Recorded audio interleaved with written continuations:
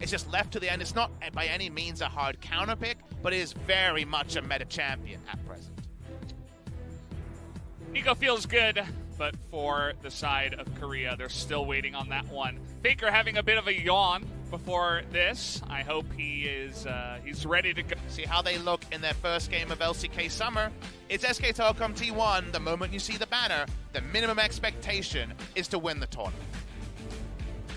They're the team to look out for here tonight, no doubt. But Jin looking to make an impression on us all, a better impression from their first time they came out. So let's hop into game number 1 right now, guys. SKT versus Jin.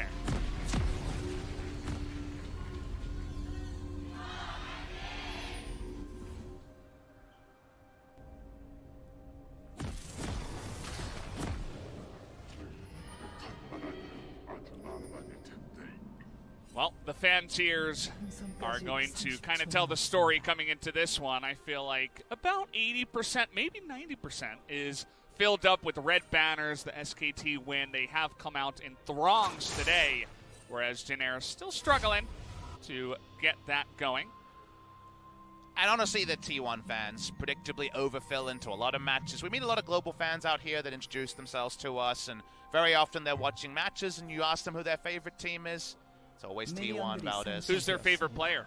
You know what? It's this mid laner. I forget his name. Yeah, I think it's Fakar or something like that. I think your pronunciation's pretty spot on, but I'm not sure if you got the right guy. Okay. But SKT, right there. Their fame is definitely something that reverberates around the world, and that's why maybe those matches against teams like Jin are the ones you hope for, because they're the ones you can actually get tickets to, is the greatest hope there. The runes all over the screen. The matchups, very, very standard ones that we saw at MSI, and even before MSI in both lanes. And a confirmation, that is Glacial Augment, so it will be the AP Nico in the top lane. It's good to be back casting some League of Legends. It's been a while for me, Papa. I know you went abroad and did the MSI thing, but as you mentioned, the last time I cast with you was the last time that I did some League of Legends casting. Did a bunch of other games during the downtime. You were still international traveling, talking about video games. So you're still living the dream, Valdez. Doing something, but you know, not the favorite game.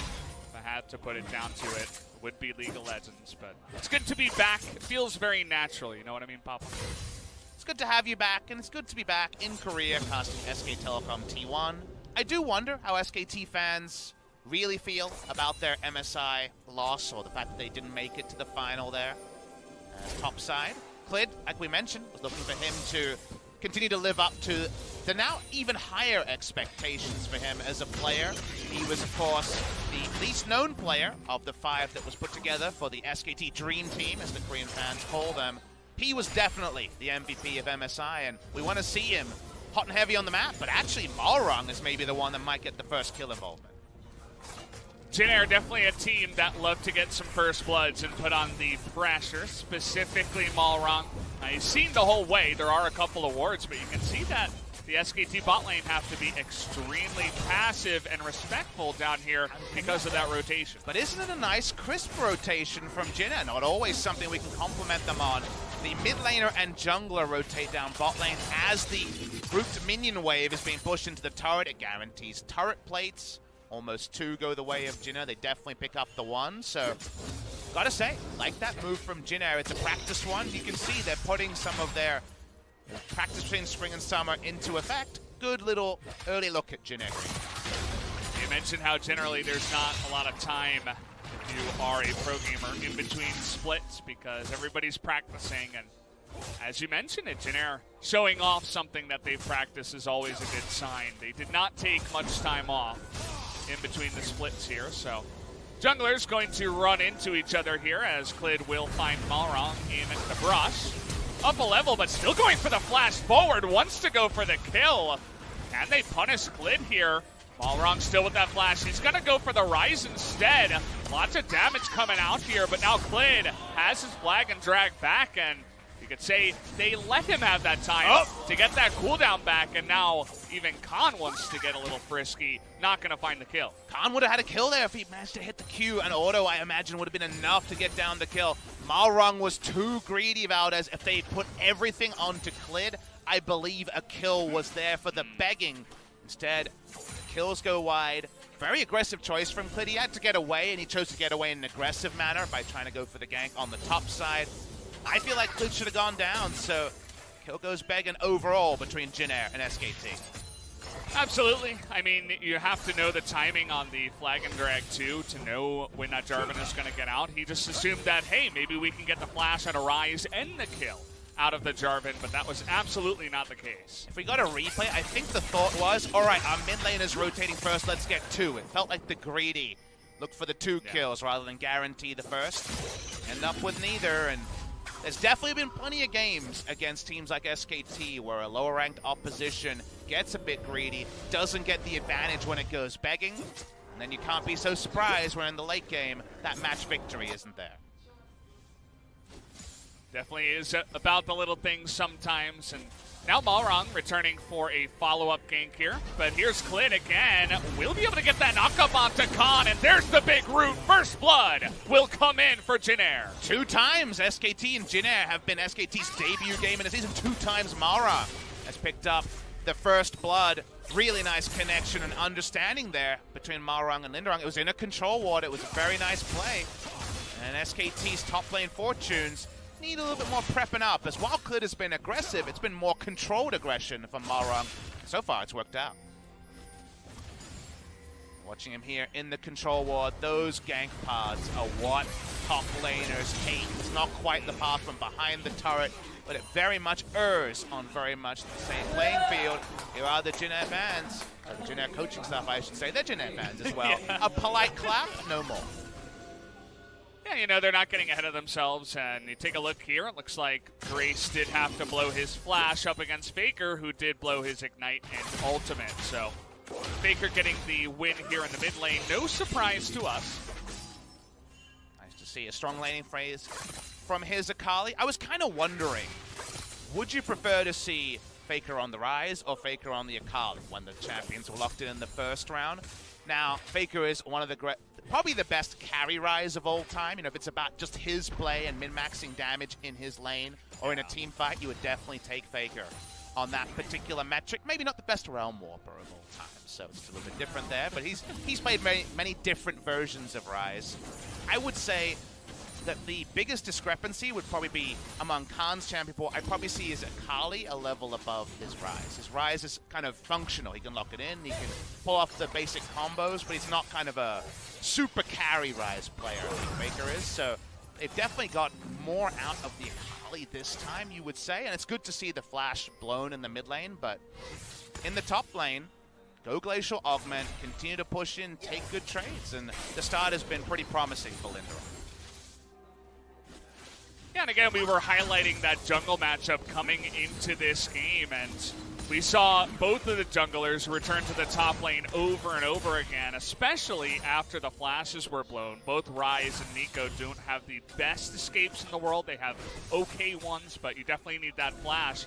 And Malrung was the one to turn up and actually get the job done. Even though Klid was heading up there, he did turn up a little bit too late to help out, so that's definitely a +1 in the column of Jin Air and Malrung. And take a look at this. He's now down in the bottom lane, helping out this one too. First rotation from the mid lane as well, denies the blast plant as he returns to lane. So another one of these Jin Air set piece plays that look pretty good. Frey's gonna jump his way over the wall.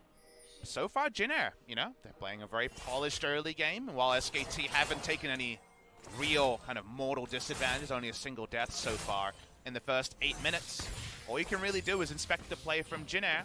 For SKT, they're kind of waiting for core item completions. Akali, different champion after Gunblade. 2-item Ezreal doesn't need any explanation. So this game can still absolutely slide into normalcy the moment that SKT get to those core items, but they're trying to do so in kind of a passive farming way rather than looking to smash and grab their way, snowball their way to those first items. Whereas Jin Air, a little bit more aggressive here. Let's see how this one goes, though. Klid looking for His first positive gank of the time here, of the game, I should say. But Malrong is here again for the counter gank. In comes Klid. Let's see if they can turn this one around, though. A lot of damage already coming out. And take a look at that. Mata's already down as Malrong just there to help out. But now we got Grace up against Faker once again. A lot of damage coming in. Faker looking for it, but has to ultimate away as his team is going to get the first rotation. That'll just be the +1 to Jynner again. Just overrating his tankiness and goes down. He was not, of course, the player that was being sung about by the SKT fans at MSI. Had a pretty poor tournament by his standards after a pretty good spring season, I would say, overall. Bit of a misjudgment there. Grace goes in. Oh, he's got Malrong here too, and now Faker's low. Trying to make it work, but Grace already had that ultimate. Malrong even going to be able to pick up the kill, but once again, Malrong now 2-0 and making it happen in this game. And that was a true KS coming through from Malrong. Usually we talk about sharing the gold, but could have been a solo kill. Not going to happen that time. You'll notice the mechanic makes Linderong pretty good in that matchup, as you can actually have your W tank and overload. We're going to look at the replay. Dismata walks up and overrates the tankiness and goes down. That wasn't Klitsch juggling aggro on the front line. Here's the replay of the mid lane fight. Even though there's a health discrepancy between Faker and Grace, the moment that the stun hits, you can steal the ult. First charge used instantly. It was a trivial kill, and all it was about was who got the kill credit. Goes the way of Malrong. Yeah, Malrong, he's like, yeah, thank you very much. I'll be taking this gold. See you later. As you're absolutely right, Grace could have just picked up that kill by himself. So overall, I mean, Faker struck the first blow in the mid lane, but then Grace pops him back. A mistake down in the bottom lane. Also, Malrong getting a good start for the top lane. And now Jynner's ahead by 2,000 gold in game one. This is not what I was expecting to say, Papa. And sometimes you can really feel a lead. Sometimes that lead's just in the bank. Look at bot lane. Essence Reaver already done for Root, and he didn't even have to teleport back to lane to have that huge item timing. Teddy's gone respectful. It's going to be a gauntlet rush, and he already has the armor quotient in the inventory. So yes, Teddy's pretty unkillable now that he has stopwatch enabled and some armor in the build.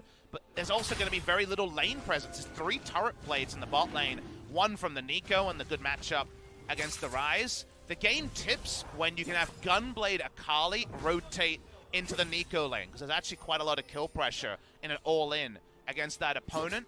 But as the lane assignments are now, and especially at these item timings, SKT fans at home are going to be looking at the top, and you shouldn't be looking at the 0-3 kill score. This game can change very quickly with those items. Looking for specifically more gold in the game for SKT. When this game hits around 25k gold for SKT, and they're not too far behind, they should be very much in competition. So Jynner gonna just hop on over, take Cloud Drake. As they should. Not much that SKT can do, and they're gonna be rewarded with an Infernal up next. Maybe they can swing by in 5 minutes before those item timings hit for SKT that you've been highlighting so much. For that point, and with Sorcerer's Shoes, Faker's trying to find a little bit of power, but does delay the core item. Jynner should fight right now for everything and trust their items and their scaling points at the moment. It's easier said than done, and easy objectives at this point, with no Baron on the map, with Rift Herald for now defending, are there. So they really need to be the first to force things. Doesn't look like they're going to get a Rift Herald charge pre-14 minutes. Haven't been focusing on that too much. We do have Faker slowly rotating up here towards the top lane, but you can see that Linderong wasn't baited into that fight just yet. Lots of coverage here for SKT, but most of it is defensive, just back in their jungle. You can see that control ward on the left side of the map is not even in the river, so not too much forward vision so far for SKT. And they understand the predicament they're in. They're very much on the defensive app, on the scaling app.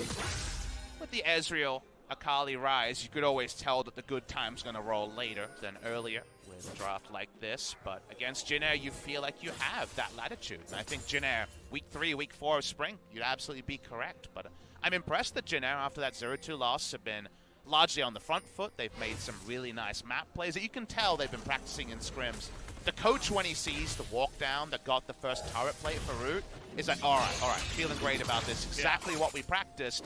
But for Jynner, when something goes wrong, the cavalcade of the fallout from when things don't go the way they practice is always kind of the most real. You can really feel that effervescent fall off. It really explodes for Jin Air all at once. So for now, it's all good, but you can definitely see a future where SKT outplay Jin Air, and Jin Air don't have that ability to return to the first plan. You never want to count Jin Air as the winners before the game is over, and you never want to count SKT out before it is too early either. So definitely points made. And take a look here at the gold. Obviously, it is going to be in favor of Jin Air in those plates, as now the junglers look to butt heads again in the top lane. Nobody is going to make that first move, though, as the waves are just cleared.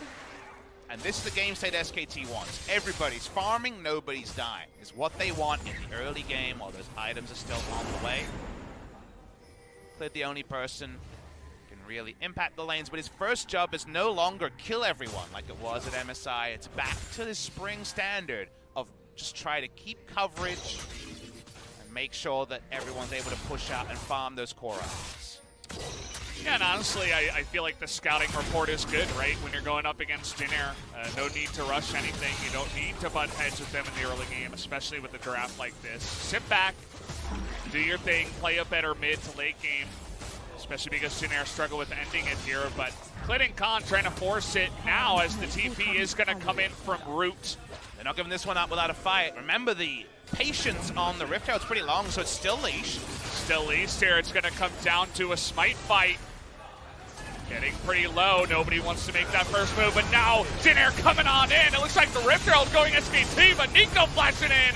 Vada's going to be the first one to go down. And SKT are going to be routed, but you can see that Clid with the blowing glue, purple hands is going to pick up that Rift Herald. And picking up the Rift Herald with the state the game was in is actually pretty big for SKT. They lost the bot lane turret, but no local gold, I believe, to Rude. He had to teleport out.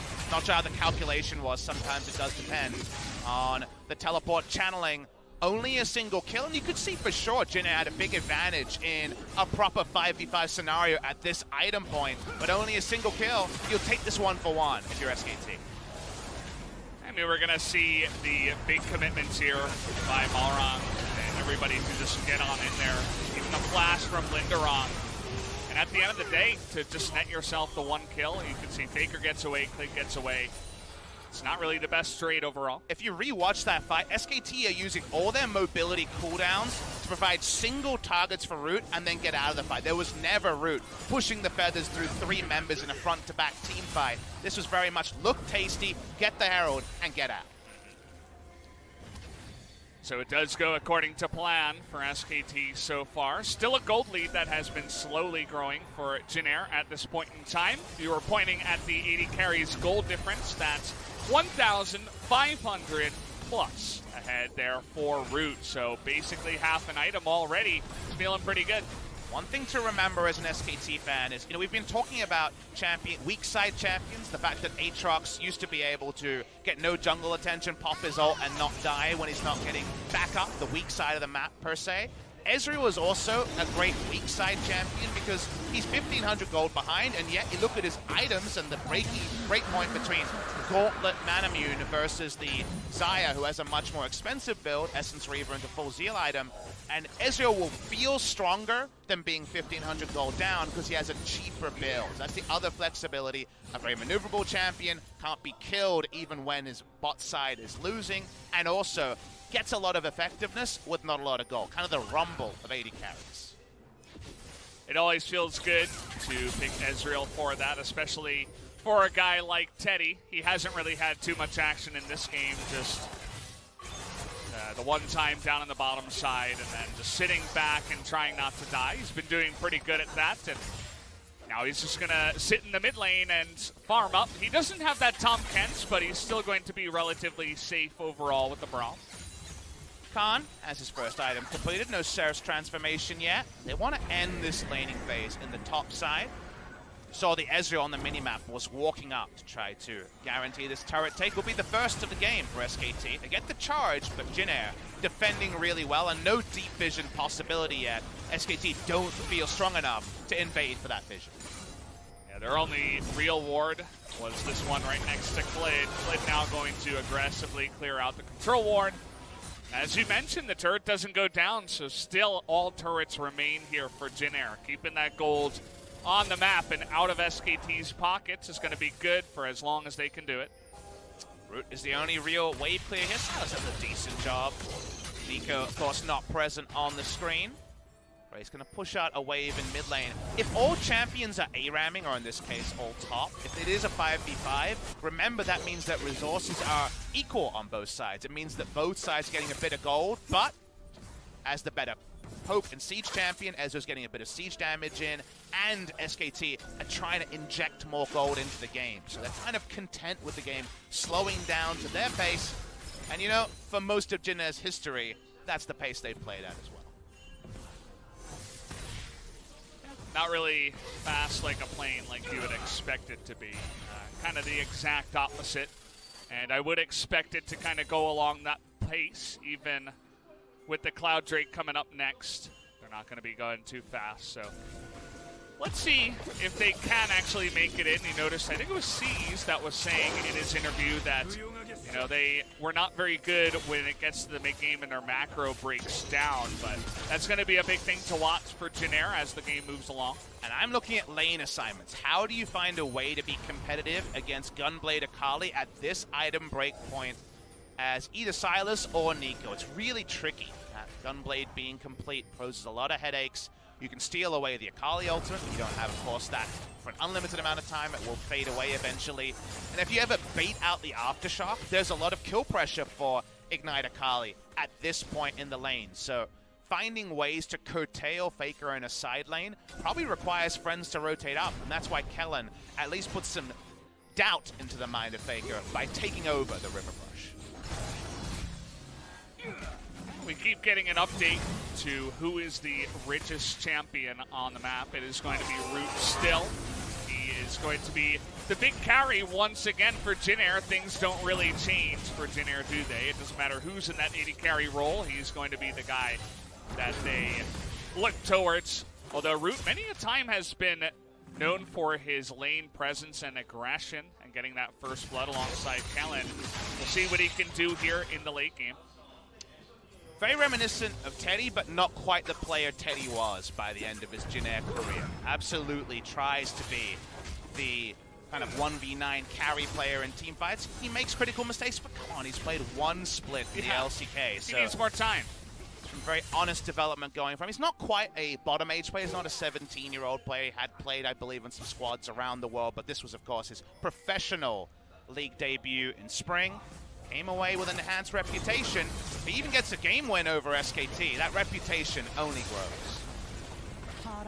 Well, a good move by Jin Air to come on over and go for that one. But take a look at this from the side of SKT. They're not going to start the Baron, of course, but they're looking to rotate to mid lane and actually push this one in while Jin Air's out of position. Doesn't look like they'll be able to do it, though, as a nice response does come out from Jin Air. Gold lead has not grown in this game from where it was in the early game. It continues to be around the 3,000 mark at the moment, 2,300 gold. So SKT, again, happy with where their item spikes are at. Haven't allowed Jin Air to parlay some good aggressive moves into more difficult objectives than the two outer turrets they have so far. The game is still relatively competitive, and now we're getting to the point where SKT try to use their on-point mid-game to late-game macro to choke Jin Air out of the game. Jin Air needs to be in position to fight. They've got some great fighting items, but SKT play the musical chairs and exit with a drink. It's a windy, rainy day here in Seoul, and, well, we're going to have a lot of Cloud Drakes come out as SKT pick up their first one, but not much else to say about that. The Drakes are going to be about as unexciting as the beginning of this game, just the 4 kills and some good rotations from Jin Air has really been the only thing to point out so far. You know, I think a lot of people understandably look to SKT to gauge where the LCK is at, because of course they have so long been synonymous with representing the LCK on international stages. But my honest belief is we won't understand the LCK's read on the meta or its development after once again losing an international tournament, the 3rd in a row, from SKT. Because SKT know they can play their style and they'll be up around there when it comes to the end of the season. Will they be first or second? Will they play a semi-final or be seeded to the final? Hard to say, but they've got the talent. They've got the results. They won LCK Spring. And I'm looking at the teams playing against teams like SKT and Griffin to show us who's going to try the more fast and loose style, who's going to be aggressive. Kingzone was that team in the spring season, Sandbox as well. So if Jin Air just want to slow it down, SKT will say, we don't have to adjust much from MSI, thank you very much, we'll play slow. SKT started MSI slow and then grew with the pace of the tournament. So I think SKT is going to stick with their own game, and it's going to be the contenders to the top that need to show they're not pretenders, and they can force SKT to change. Got a little skirmish up here on the top side as Faker and Clid very confident to start this one off, but now Faker gonna get flashed on and dunked here by Grace, who's doing it all alone. Malrong just for moral support so far. Clid is going to flag and drag away, but there you have it. Grace going 1v2, takes down Faker. Now Faker doesn't have teleport, so do you start Baron to really start ratcheting up the pressure here? That is something that other teams would consider. We're 25 minutes into the game. It's not a 20-minute Baron by any means. But Jin Air now push around mid. How do you get more than just a single kill? Well, they're looking for some picks here on a Teddy, but they're going to say, okay, we're happy with the mid lane turret. If we can catch anyone alongside of that, that would be great. But how about just that one? So it's the kill and the mid lane turret. That's just about it. And once again, Clid and Faker just getting a little bit too frisky up in that top side under the turret. Wasn't expecting Malrong to be there and had to run with their tail between their legs. But now, how can you set up those sort of smart plays in a forward sense? When you're on the SKT side of the map, you need the deep vision that isn't as relevant when you're punishing an enemy under your turret. So now, Jin Air have the entirety of the 3 turrets. Really nice chase down kill by Grace here. Some good Sylas mechanics on display. Feels like LCK Sylas no longer a meme like it was for the great majority of the regular season, so it's nice to see some good Sylas mechanics. Had some great Sylas play over the course of the first 2 match days. But now it's deep vision, Baron set up, try to make it around Baron and make SKT come to you. Those are all more tricky than punishing an overextension. Let's see, we can see Jin Air make some good pressure moves because they should be able to have Nico push out and bot. They should feel strong enough to contest the blue side SKT jungle. But for now at least, they're getting the kill, they're taking easy objective and backing away. That's not good enough anymore. Well, we have Root with a pretty nice timing of his own, picks up the Infinity Edge now, and he is going to be very strong once these team fights do get started. We also do have the Guardian Angel already finished for the 2-0-2 Rek'Sai for Malrong. So they have the items, they have the abilities, and the matchups that you were talking about.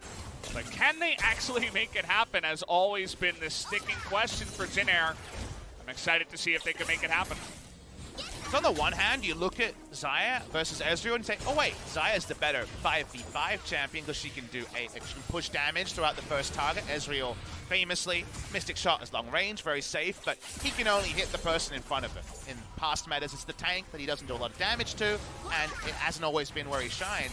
Yes, Xayah, in what is a front-to-back team fight, should do more damage than Ezreal more often than not. However, when you have assassins and gap close, how often is Xayah got a front line in front of her peeling for her and auto-attacking? In this sort of a game with almost no peel on her side unless the Nico's actually defensively ulting, it's actually very hard for Xayah to maximize damage because the amount of dive champions onto SKT side are pretty large. Okay. You could just make this about a Baron. They're doing this pretty quickly, and SKT's pretty far. Making it about a Baron. They have that damage out of Malrong and Root, but they're going to back away as they try to find Clid here with that glacial augment, but that was very early peel from Jin. I think they should have stayed on Baron for longer and got a little bit too much of a cold rush of blood to the head. So they push out again, get nothing from this. They actually lose a turret from their Baron start. Unpredictable Valdez. Jin Air have tripped up on their execution in this part of the game many times. And this is what happens when you're just kind of twiddling your thumbs in the enemy jungle. What's going on here? Now you lose the Nautilus, but actually Clay gonna take an immense amount of damage. Great teleport into the back line, but Zaya, look at that assassin getting on top of her. She is gonna stay alive though, and Mada's gonna go down, make that 3 now for SKT, who have gone down. Faker has to flash away, but Malrong's getting in there. He's gonna pick up the double kill, and Jin Air somehow is going to win this one and go to the Baron. The TP play works this time, Valdez. The difference now is the meta has enough engaged. They do find the kills. They do make SKT accountable when they teleport, and this will be Baron, Jin Air Green Wings. Nothing that Khan can do, has to run away, and that's going to do it. We're going to take another look at this one. It ended up being that teleport play, as you mentioned, with Kellen kind of baiting a ton of that damage. How many games did Jin Air get into this spot and then not win in spring season? Then think of the champions that are now plugged and played. Nautilus, Nico, hard crowd control, AoE in both. As it starts, Clip goes in to try to be a frontliner. No one can back him up. But on the meanwhile, while Teddy already has some magic resist, he actually gets taken down by Grace. Grace is the better Akali in this team fight than Akali herself. And from there, Jin Air have enough gold. They had a good enough early game, and they have the sort of CC and mobility to chase. They actually pick up the kill. It's like, I think I got her. And he did. With that ultimate, was able to stick on to the Akali. So good mechanics out of Malrong. And this is the best possible result, Valdez, if you want to see SKT up their speed, up their aggression. Right now, they thought they could take the back seat against Jin Air and fly through with flying colors at the end like so many teams did in spring. So far, it's looking like the Jin Air punishment and the subtle changes in the meta are enough to make that not the best way forward. Yeah, Jin Air themselves, they weren't playing this intensely aggressive game. Just a couple of decisions, go for the Baron, keep SKT thinking, and then a wonky fight in the blue side jungle where it seemed like the entire SKT team was in Azonias at the same time doing nothing. And meanwhile, you have this Fed Silas, the Zaya staying alive, doing good damage, the rest of the team winning in a fight that they were ahead in, and, well, Jin Air come ahead. Somewhere around the world, G2 and their prep for their LCK game are sweating right now. They don't know why. Yeah. We know why. This Jin Air is looking pretty good, Valdez, and we know they're coming. I mean, it's, if you can beat the international champions, then obviously you're a pretty good team, right? It's Jin Air. Let's see if they can actually do it here, as Grace stays alive forever with that aftershock, but it is not going to be enough as he does go down. Malrong now trying to get away from this one, as now Linderong's looking to be the big boss here up against Khan. Look at those Baron minions getting on in there. He has to blow his Seraph just to stay alive. But SKT actually problem-solved this scenario really well, and Jin Air get baited into fighting on two fronts. They aren't fighting around root this time. It's just the Silas brawling in mid lane, and Silas goes down. So 1 for 0 when there's Baron. We're going to watch the replay here. Aggressive Realm Warp, and Grace could have just tried to blow everything defensively, but thinks he has a lot more friends than he does. Gets taken down eventually. Malrong awkwardly kind of watching as they chase onto Grace and pick up this kill. A lot of the gold is still on route, remember, on the side of Jin Air. And you might say it's only a kill, there's no objective for SKT. It slows down the Baron push that Jin Air were on. So the Baron buff power play doesn't balloon to the 3 to 5k territory we see very often. Certainly should have been a lot more. Once you win a decisive fight into the Baron and then you group up as 5, you're supposed to take objectives. You're supposed to get that power play you were talking about. They didn't get much. I think they got maybe the 1 inhibitor turret down on the bottom side, maybe the inner turret here in the mid lane, but that's about it, and honestly, that's not enough. They break the base on the first Baron, which, as we've always talked about over history, is pretty good, but I take your point, Valdez. It was going to be an inevitable inhibitor, and it ended up being less than that. Yeah. So SKT able to slow down the advance. Again, the gold lead has never ballooned. 6,000 is 10%, but it's not going to be right now the death knell for SKT, but Jin Air know they're 1 more Baron and 1 more team fight away of potentially a death blow to SK Telecom T1. So nice moment from SKT to stem the bleeding, but that's all they've done. And as we were talking about before, should be a little bit of a wake-up call for SKT. We saw the yawning from Faker, who is currently 0-3. Don't want to point fingers or anything. I don't think Faker has had a terrible game, but just the way the numbers are working out here. But as a team, definitely have to kind of open this one up a little bit more as we do move into game 2. Jin Air looking to take the lead by winning game number 1 on the push here. They'll have a minion wave and can't walk up too easily. Rise, of course, with his Rune Prison makes it difficult for 500 range auto attackers to punish too hard. Got to bring in a second minion wave for this to be more trivial, and that's what Jin Air are trying, but they were caught in their execution around this just a few minutes ago, so they back away, and another push averted by SK Telecom T1. And just kind of hold their grounds. They get that wide fan going out around the inhibitor, and Jin Air with not the best siege, able to get on in there and not do much, so. Just waiting on this one. We got Baron coming in 45. We got the Elder, the first of the game, coming in a minute and a half. So things definitely going to spice their way up here in this game in a bit. Well, you know who's well-fed, fully ready to go? It's Root. He's 6 items already. Went for GA as the 6th item, hopefully, just to be even more aggressive with his positioning. So 500 bounty, Guardian Angel, 6 item build done. Ezreal still working on his 6th item, definitely way behind. Jin Air feeling like a closeout around Baron is their way to go, and that starts with Deep Vision, and then it continues with a Baron bait. Feels like we see step 1 in front of our eyes, step 2 on the way. Balrog just waiting in the pit. They want to start it right away. Two guys that do have that Guardian Angel, and you can see True Shot Barrage already comes out here. They know it's happening, but can SKT do anything? They're going to get in range, but it is not close enough, as now Kellen is going to push it around. As Rutho in the front lines takes a lot of damage, gets assassinated here by Faker. Now he is going to be the focal point, stays alive. Has actually some zoning by the Cataclysm for quite a while. First one to go down is Faker, and now Kellen tries to take out that clone. Not quite able to do it there, as the supports are going to be traded, but the Baron still will go the way of Jin Air. SKT in a bad position, team fight well, but still not enough because of all the sins of the early game Valdez.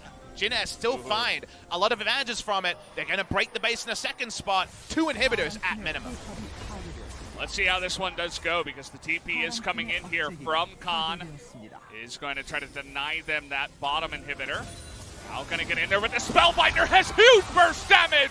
And Rutho is going to barely get away, as Khan, just not enough there, not enough damage for the Rise. Just not enough is putting it mildly. He was an amp term away from a guaranteed kill. Yeah.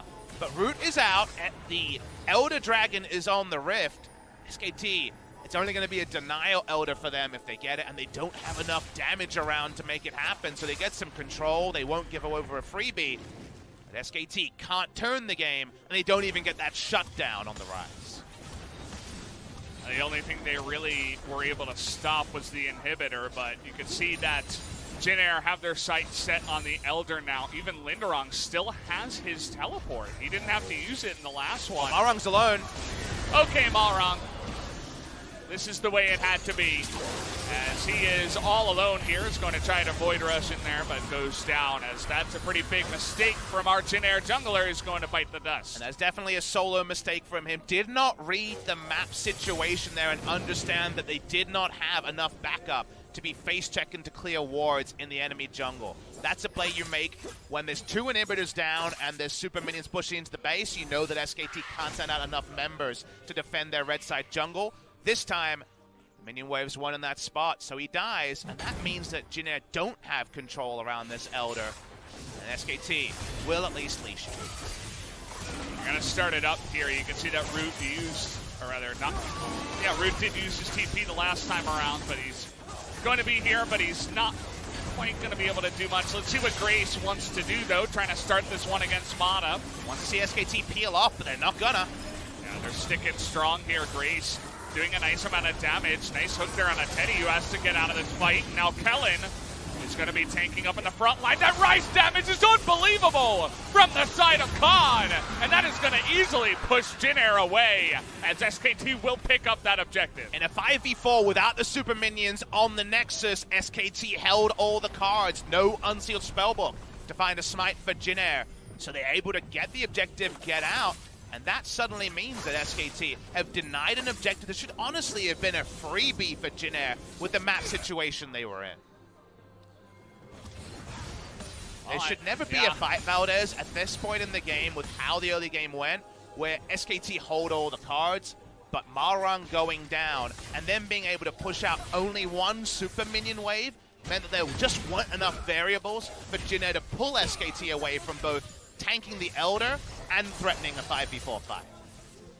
Yeah, and it just went away. The pop-up on the top right, but that was a negative 300 gold power play. You could call it a penalty kill, basically, as they were behind after getting the Baron. All they got was that mid inhibitor and the turret, and lost a bunch else, so not very good feels for Jin Air. A different team would have followed the super minion wave mid lane as a 4 and pushed it hard, and then SKT has to teleport back. So yes, you don't get the Elder, but SKT does it easy. You're not going to end the game on a mid lane push, right? Yeah. But you're going to be able to stop the Elder going down. But they kind of allowed SKT to give both options, make the Elder look tasty.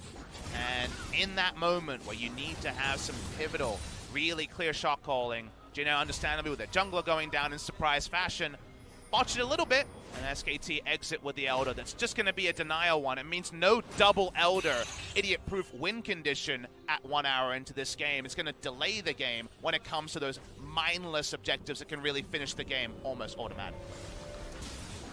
And you look at the lineup of Jin Air and you have to question, you know, who is the shot caller? I suppose it would be Linderong, but he's on that top lane Nico. He's one of those older guys that has a bit of experience, but outside of that, it's a lot of younger players, guys that haven't been in the league for even 1 year just yet. And at some point it becomes part of the problem. Let's have a 5v5 team fight against SKT with all their veteranship. And yes, Jin Air could win that, of course. It is stacked in SKT's favor. 5v5 wise, if we see Root free auto and never ult in the team fight, for sure they've won the team fight. So it's still possible for Jin Air. But SKT have already subverted team fights a couple of times and made 3v3s and 2v2s work in their fashion. The next one's probably going to be around Baron. Third Baron of the game spawns in 30 seconds. We are getting there, and we're going to have to rely on Jin Air making some good decisions if they want to have a chance in this game. That, again, we were talking about the early game and how they had that nice little lead, but eventually SKT would come online. But then they got that extra team fight into the Baron, and the game became theirs to lose. And unfortunately, Papa, it kind of feels like we're going down that path once again, especially now you take a look at Khan, who's had a pretty nice game after the laning phase, especially on this Rise. He's got, you know, his full build now. He's going to be doing some insane damage that we already saw. What can the Nico do? Because Rise is going to be reliable. 6-item Rise always does something reliably, but Nico can blow up a team. She can also miss or have it flashed out. So I feel like the Nico holds the difference between a teamfight victory and a teamfight loss for Jin Air. And we can see very clearly the war is just going to TP on. That's the one ward that didn't get swept here. Jin Air going to be looking for the turn this time around. TP coming in. The Baron is getting low, and they're not pulling off of it, actually. Kellen going to nearly get blown up. Here comes Linderong from behind, and a huge Pop Blossom in that one, but do they have the damage as Khan is going to go down, but so does Grace and Kellen and Linderong, and now SKT can just turn it back, and there's the spite from Flynn. Teddy staying alive in this one the entire time, and it looks like the rest of Jin Air are just going to be hunted down in their jungle. 5v5 ends up being exactly what SKT needed. Root had to flash over the back of the pit. It meant that even though the Nico hit everyone, there was no damage behind it. SKT take their first Baron of the game. They're probably going to break the base as well, and they've certainly broken the hearts of the Jin Air Green Wings. It's definitely going to feel real bad for them, as this was their game to lose, and, well, it looks like maybe they've just done it. 20 seconds until Grace and Linderong are up here in SKT. Let's see if they continue pushing with the Baron. It looks like they are going to, especially this late in the game. Balrog coming on in. He's going to Void Rush, trying to take out Glyn here. Nearly able to do it on the backside, but you can see Kellen's going to go down. The GA as well is going to be popped, and the push will continue. TP coming on in as Linderong and Grace desperately trying to stop the siege that is their base right now. But with so many cannon minions coming in, and as well as the ultimate with all of those minions, Big Pop Blossom again, they're going to take out the Braum. Stopwatch is here as well. You can see Root staying alive, doing that damage in the back line. Gonna try to pop down Khan. He's gonna take him down. Grace doing a bit of tanking so far, but Root still going forward. Has the ultimate to take the double kill, and is gonna keep the base alive for now. In Root we trust, it keeps them in the game. SKT get everything except the underline on the victory. They're gonna have to back away. This will be our longest game of summer so far, Valdez. Yeah. We're already at 44 minutes. Root's the guy, but let's take a look at how he did in this fight. So the problem here is that Linderong is late. He needs to teleport earlier. He's about 2 seconds late on the teleport. It means the Baron gets too low, and then Jin get nervous. They realize they might just have a 50-50 smite that they didn't want. Root to stay alive flashes over the back of the pit, which means he's not able to combo with Linderong's damage. They chase for further kills here, and because Root is the last person to die, his death timer is 25 to 30 seconds after the other respawns. SKT think they can finish, and there's a world where they do, absolutely. Yeah. But Jeanette buy enough time, and when Root does show up, you're reminded that he's been at 6 items for a long time. This is it, the MVP of Jin Air trying to come on in. You can see that he's just chunking Khan down. He doesn't care what AP damage items he has now. Not the most tanky as, okay, Jin Air gonna be confident to just go for it. We had a ping on the Nexus from the side of SKT. Remember, they have Realm Warp. G2's done it many times, Valdez. They're going. They're going for this Here we end. go, the SKT train Chris trying just to get interrupting. going. As in goes Teddy, Faker, and Khan, Mata, and the rest of them trying to stop them. Here's the Realm Warp, everybody trying to get in range. As Faker gonna ultimate his way to the side, but Linderong trying to stop them here, but it's not enough as Teddy, Khan, and Faker make their way in with the Realm Warp and take game number 1. From Europe with love, SK Telecom T1 understand the scenario, and you see how different it is when SKT hold the cards and when Jin Air hold the cards. When Jin Air held we're ahead. How do we win a game? How do we close a game? Jin Air makes the predictable mistakes, and in the end, SKT come up with the victory. Would have to agree, as we are going to go into it for sure. Into the next one, as 45 minutes here was one of those longer games that we were talking about. You can see the gold difference still in favor of Jin Air, but it didn't matter down to the last moment as Khan led the troops into the base and took down that final last standing Nexus. So gotta hand it to him and Teddy, who ended up doing the majority of the damage in that one.